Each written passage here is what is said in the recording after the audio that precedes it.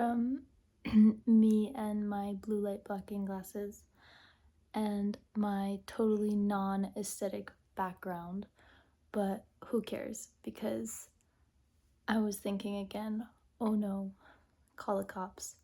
Um, and I had this realization come to me, which is gonna sound so stupid when I just say it like right out, but let it sink in, okay? When we're talking with someone or when we're in conversation with someone, at least from my experience, I often feel like I'm focused on what I'm gonna respond. So, like, we're talking about, I don't know, enemy or I don't know, something. And I'm like, oh, like, how can I like respond the best to like make this conversation the best or whatever? I don't know. That's not necessarily the thought, but I'm always thinking about how I'm gonna respond. And it like totally takes away from the conversation so much to the point where all of your focus is on like you and what you're going to say, that when you walk away from the conversation you feel so unfulfilled because you weren't really present in the moment. And I just had like a perspective shift on this, on how being or like focusing on the pauses in conversation and on the silence and on the in between and on those moments that are often viewed as awkward by like the vast majority of us, when we actually tend to like focus on that and allow it to be the space that it is, it offers this like totally balanced and whole picture to conversations that leaves you feeling so fulfilled. If you allow it, if you're able to change your way of thinking from like silence is awkward or pauses are awkward, and if you're really in a balanced state and calm and centered state, it's like beautiful to experience that. And it almost feels like it opens up a whole entire new world of conversation. I've always been, not always, but the most recent years of my life, I've tended to shy away from close relationship with friends, really on a friend level. And I much preferred my own company over that. And I think a big part of that is because I put so much pressure on myself to like say the right things and be entertaining, essentially, be someone that is worthy of being liked. And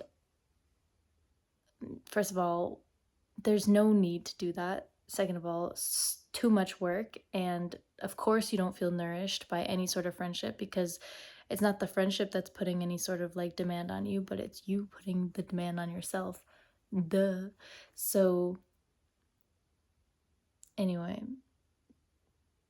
now I'm going off down a rabbit hole and I can't remember where I wanted to go with all of that.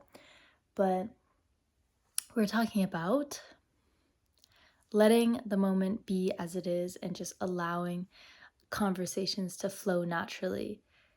It's like, I don't know, I feel like whenever there's a wise man portrayed in like a movie, he's always like, he always takes his time when he speaks. He's not ever really forced. Sometimes he speaks in riddles, but that's beside the point.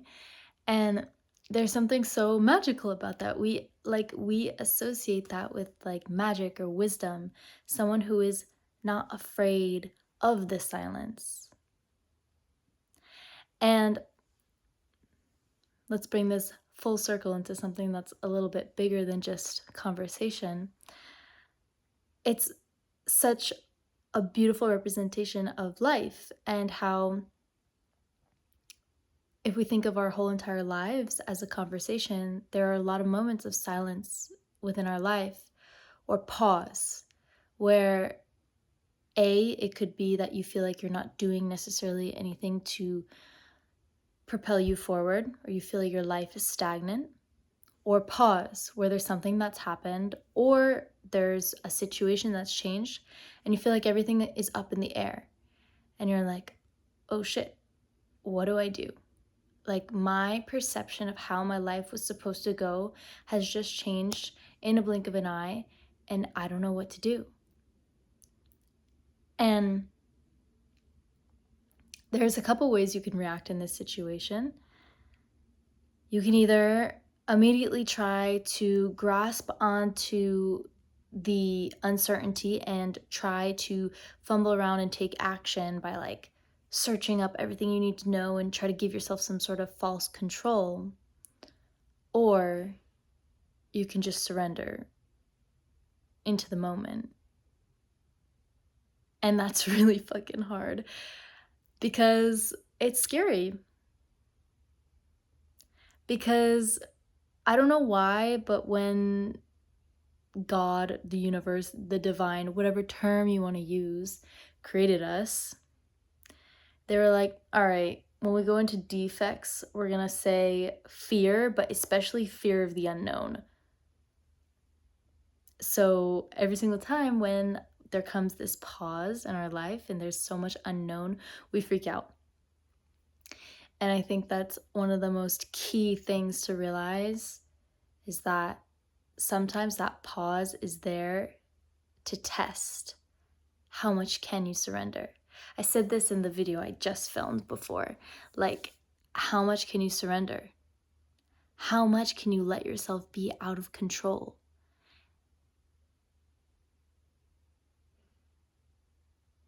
Really, like, feel that. I mean, even when I said that, I felt something kind of like molt.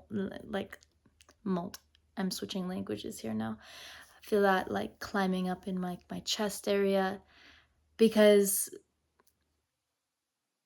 it's all about trust. It's trust in yourself. It's trust in life. It's trust in.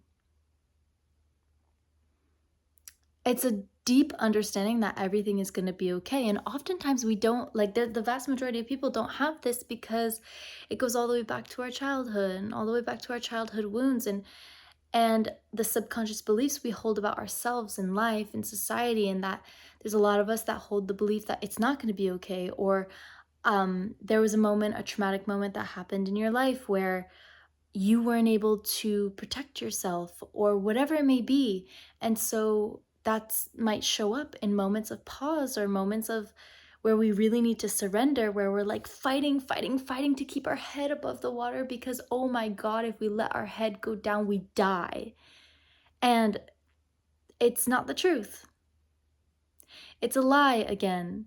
That's either made up in our mind from past experiences or through society and what society likes to drill and program into our minds. And it can really hold us back.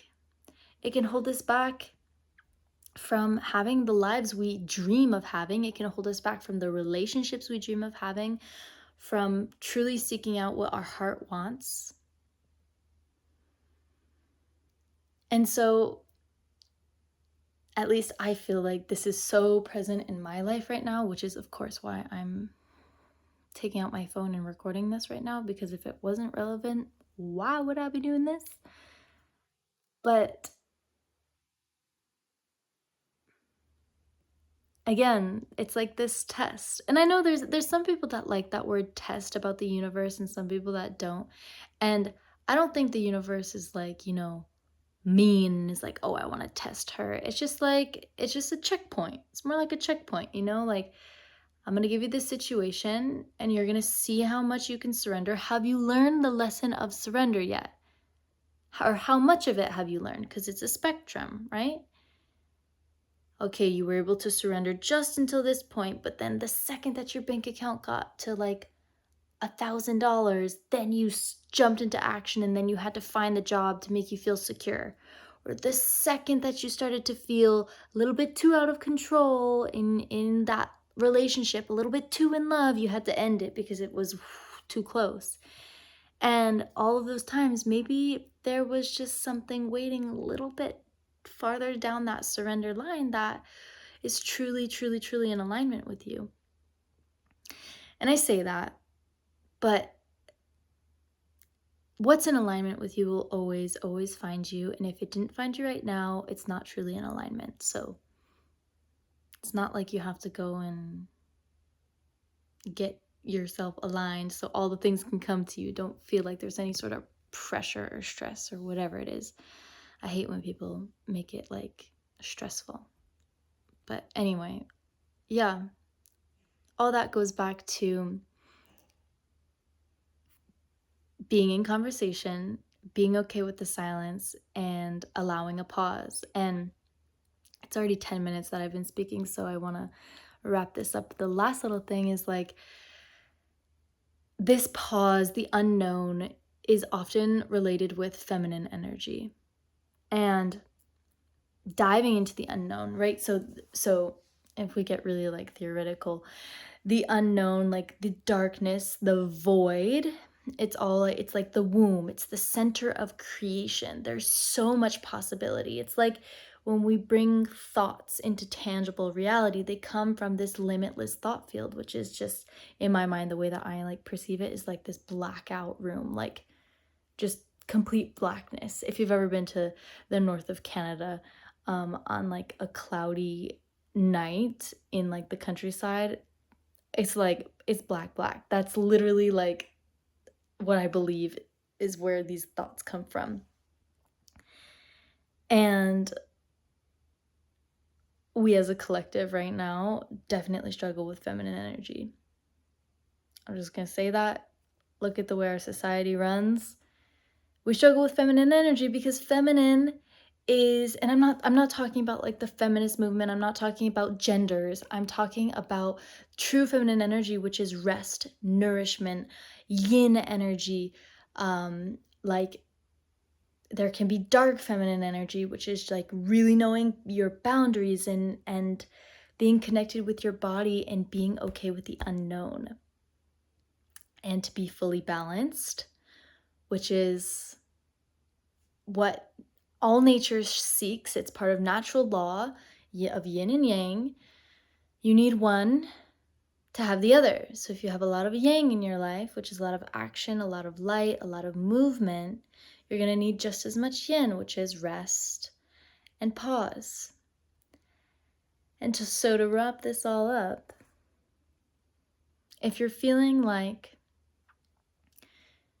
you're not moving in the direction that you want and you're feeling like you've taken all the action that you can take and you just don't see any more steps that you can take, or you feel like you need to push and push harder and harder and like try harder and just grind harder to make more money to get the house you want, or grind harder to like, I don't know, search in more places to find the man or the woman or the whoever you want. Maybe it's actually the opposite.